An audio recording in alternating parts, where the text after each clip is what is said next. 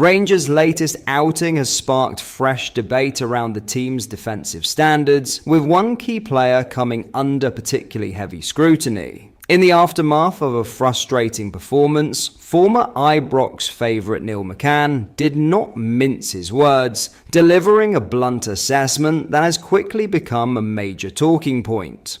With concerns already mounting over recent results, his comments add another layer of pressure ahead of a crucial stretch of fixtures.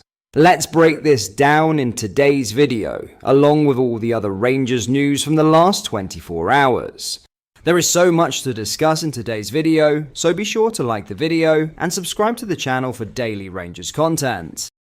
But first, Danny Röhl has slammed a clear offside call that went against Rangers in their 2-2 draw with Dundee United tonight. The German believes one of United's players was offside when winning a corner that led to their second goal of the evening. I must say, before the conceded goal, the 2-1, the goal, the corner, they should not allow it, Röhl told Premier Sports post-match. It's a clear offside position. This player is 2 meters offside, and he can make the crossball. This is also part of the story.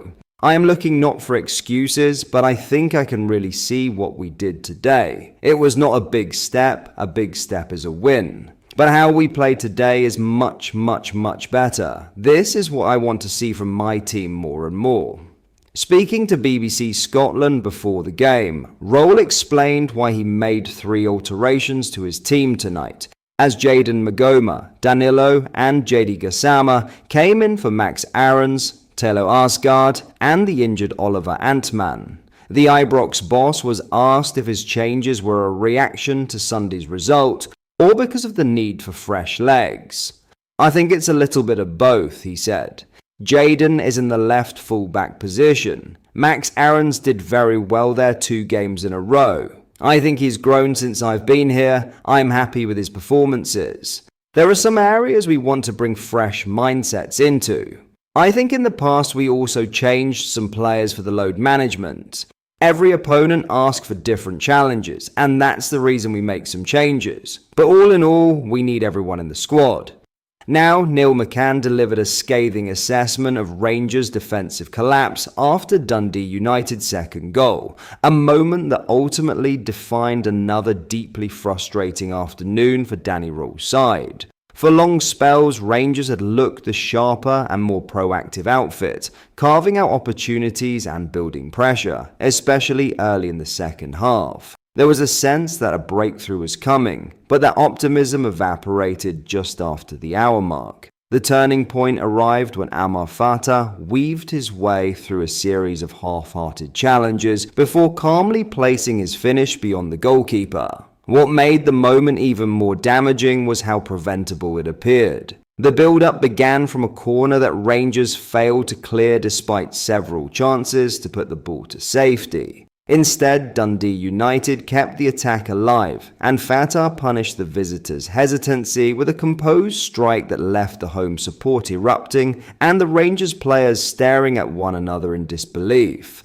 While several Rangers players underperformed, the scrutiny centered on the collective defensive effort, with certain individuals singled out for particularly poor moments. Even though Jayden Magoma was one of the few bright spots, the wider picture was one of a backline constantly exposed and second best to every loose ball. Watching the match back on BBC Sports Scene on the 3rd of December, McCann could scarcely hide his disappointment, pulling no punches in his breakdown of Rangers' failings. There are so many errors. Barami dipping his toe in is not good. Miovski's challenge is shocking. It is so weak. Raskin is weak in his challenge as well, he said, highlighting the passive approach that allowed Dundee United to surge into the box with minimal resistance. McCann added, they don't squeeze, and Dundee United just have that desire to get to the ball first. Fatah shows really good composure, but defensively, that is as bad as it gets. Giga shocking. For Röhl, the warning signs could not be clearer. Kilmarnock visit Ibrox next, and the head coach surely understands that continuing with the same defensive unit carries enormous risk.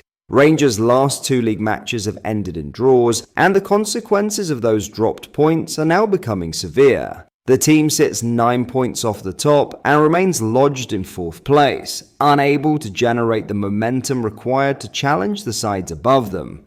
What makes the situation even more concerning is how the defensive frailties are dragging down the entire team. Every time Dundee United surged forward, Rangers struggled to cope, conceding goals that should have been avoided with more conviction, organisation and urgency. This lack of solidity is feeding into the attack too, with the forwards often forced to chase games rather than build on a platform of control. For the sake of restoring balance and belief, changes now seem unavoidable. If that means dropping multiple senior players, then so be it. Even turning to a youth option may become necessary, at least until the January window opens and reinforcements can be brought in. What is certain, however, is that performances like the one at Tannadice cannot continue. Not if Rangers have any ambition of climbing back into contention and repairing the damage caused by their recent run.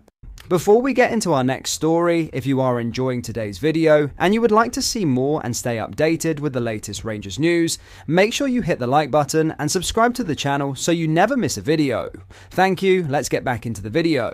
In other news, Rangers are expecting to lose both Nasser Jaga and Mohamed Diomande to international duty later this month. The pair will represent their respective countries, Burkina Faso and Ivory Coast, at the Africa Cup of Nations this winter. The tournament is being held in Morocco and will run from Sunday, December 21st, 2025 until Sunday, January 18, 2026. FIFA recently confirmed a rule change that means clubs don't have to release players for AFCON duty until Monday, December 15th at the latest. Previously, they had to do so after matches on the weekend of December 6th and 7th. This means that Giga and Diomande will be available for Rangers Europa League away game to Ferencváros on Thursday, December 11th, when they previously might not have been. Yeah, I think we will lose them, Ibrox head coach Danny Roll said to the press on Tuesday. The cup starts around about Christmas. We have some important games. We will do our best, but of course we have to prepare for this as well. But that is all for today's video. Thank you for watching. I hope you enjoyed. If you did, please make sure you hit the like button and subscribe to the channel. We post all the latest Rangers news every single day, so join our fast growing community so you never miss out. Thank you. I'll see you in the next video.